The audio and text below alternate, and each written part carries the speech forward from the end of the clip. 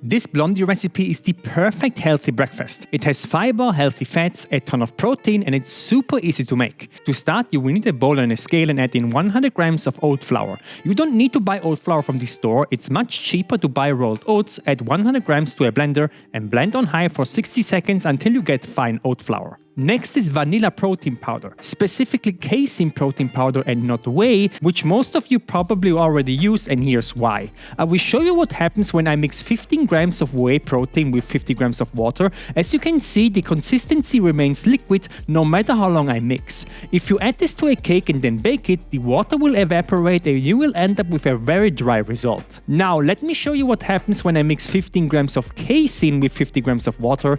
As I'm mixing, the consistency becomes super thick and creamy, almost like a yogurt. That's because casein can hold a lot more water, and the same thing happens in the oven. Your baked result will be much more moist, making casein the superior protein powder in 95% of baking applications. So add 2 scoops or 60 grams of casein to the bowl, and finally a quarter teaspoon of baking soda. This won't do much in terms of lifting the cake, but it will help with browning and add a lot of flavor. I will show you why in a second and give everything a quick stir. Now, usually what makes blondies or baked goods in general tasty is butter. This is the most important ingredient, but it consists of 80% fat and thus has a lot of calories and adds nothing else. That's why I'm going to replace it with 3 ingredients. First is peanut butter. See, peanut butter also has a lot of fat, which will help with flavor and texture, but it also contains of 25% protein, which is really good.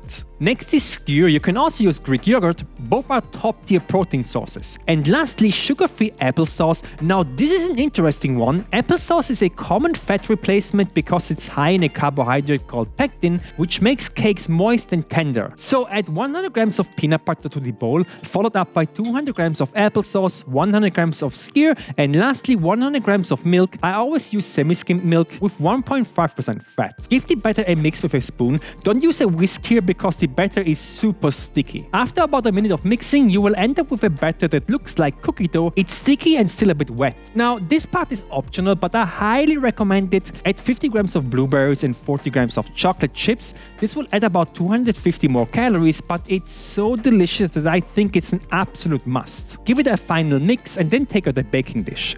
I'm going to use my glass meal prep container, which is 18 times 12 centimeter or 7 times 5 inches. Line it with parchment paper and then spread the batter into the dish. What I like about this size as well is that the blondies will be very thick, making the whole thing even juicier and more delicious. Once you've added all your batter into the dish, put it into a preheated oven at 180 degrees Celsius or 350 F for 25 to 30 minutes. And this is how it looks after 30 minutes. The top is nicely browned, and this is where baking soda helps. It adds a lot of flavor. Remove the cake from the dish and let it cool down for 30 minutes until it's set. And now look at this absolute beauty. It's tender and super delicious. You can cut this into 3 big pieces and eat it as a cake, or cut it into smaller pieces and have it as a snack. I like to have this for breakfast because it has everything you need to start your day properly. The entire thing with blueberries and chocolate comes in at 1597 calories and 101 grams of protein. If you like this recipe, you need to check out my cookbook with over 200 low-calorie, high-protein recipes that will help you lose weight and keep it off for the rest of your life. Buy it once and get every recipe update for free. The link is in the description.